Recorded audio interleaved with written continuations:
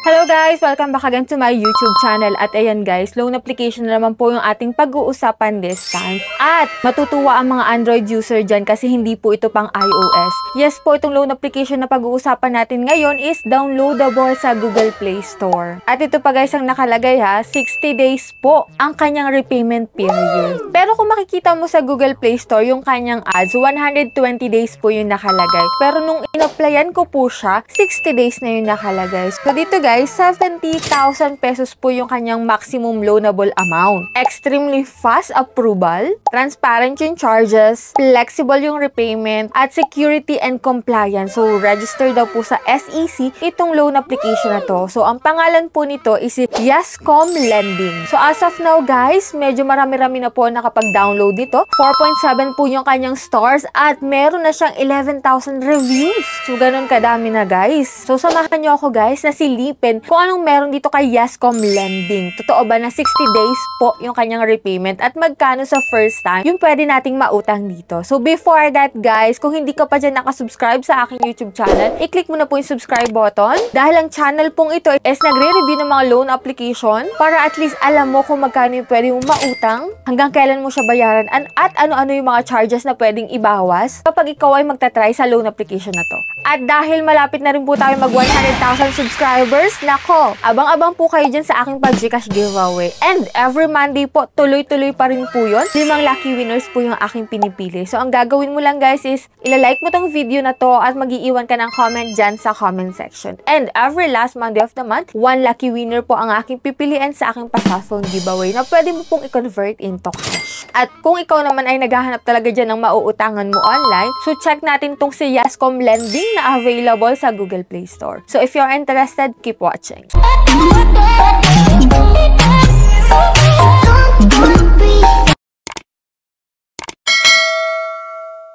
So, kung ikaw ay bago pa lang sa mga loan application, may mga fill upan ka po dyan na information mo. Yun po ay mga basic information lang po. So, ang una mong gagawin dyan is syempre magre-register ka using your active mobile number and magsasend doon ng OTP code. So, minsan guys is hindi po nagsisend sa SMS nyo. Minsan po nakalagay na mismo sa screen kung ano yung OTP or verification code na ilalagay mo dito. Kaya kung walang signal yung SIM mo or nasa area ka na no network po, is makakapag-register ka pa rin po dito sa mga loan application na tulad nitong si Yascom Lending. So dito guys, after nun, may mga ilang fill upan ka nga po dito. Katulad po dito sa contact references, 5 contact number po yung iyong ilalagay, which is pwede po nila yung tawagan or i-text. And after nun guys, meron po silang facial recognition dito at maglalagay ka ng isang valid ID mo at ang mga ID na pwede dito guys is UMID, passport, TIN ID, driver license, SSS ID, voters ID, PRC ID, GSIS ID, OWA ID, National ID, PhilHealth ID. So, yan po yung mga pwedeng ID dito. So, pili ka lang po dyan ng isa, then makakapag-proceed ka na po sa next step, which is itong sa work information. Then, after nun guys, dito na tayo sa withdrawable method. Dito sa withdrawal method, kung saan mo pwedeng ma-receive yung pera mo. So, ang pamimilian mo lang po dito is e-wallet. So, sa e-wallet, pwede ang GrabPay,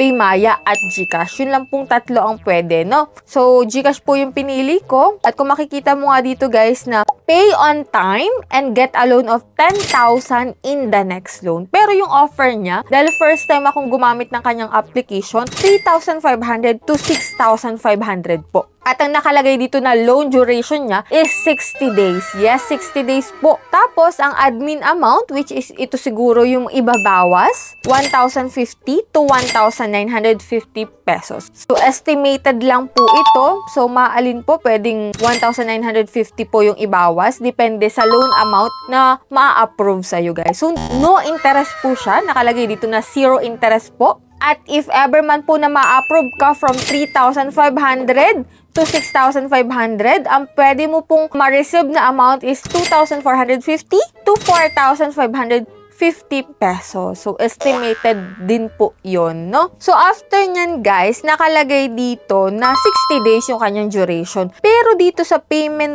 dates is May 7 ka po magbabayad ka agad. medyo confusing tong application na to kasi 60 days yung duration. Pero dito sa payment dates, ang first payment po is May 7, 2025. So siguro, for sure, na 7 days lang tong si Yescom Lending if ever man, no, na ma-approve ka. So yan, get the loan tayo. Check natin kung ma-approve tayo dito, guys. And ito nga, guys, yung repayment before May 8, 2025. So only requires paying 70 pesos. So, sa May 7, ang babayaran mo po is from 3,150 to 5,850. Then, sa May 28 po is 175 to 325 pesos. And then, sa June 29, 175 to 325 pesos. So, ito po is nahahati sa tatlong repayment schedule. Pero sa una po, malaking amount na po agad yung babayaran mo. So, much better sa mga loan details ng mga application na ina-applyan nyo, i-check yung mabuti yung repayment schedule. Kasi doon talaga nakalagay kung kailan mo siya pwedeng bayaran. Kahit pa sabihin na 60 days po yan,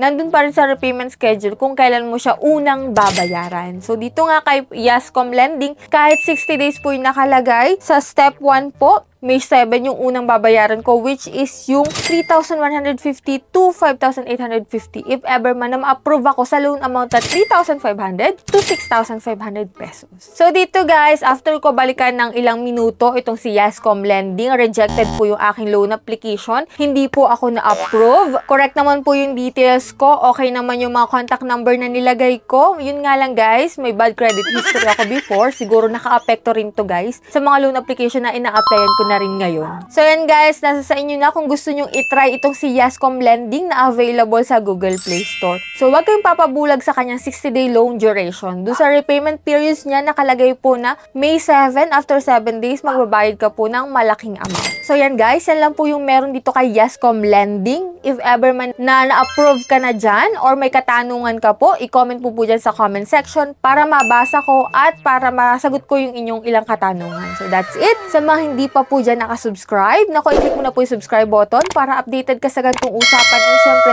sa mga bagong loan application na naglalabasan dyan. So that's it. Bye-bye na muna for now, guys. See you on my next vlog.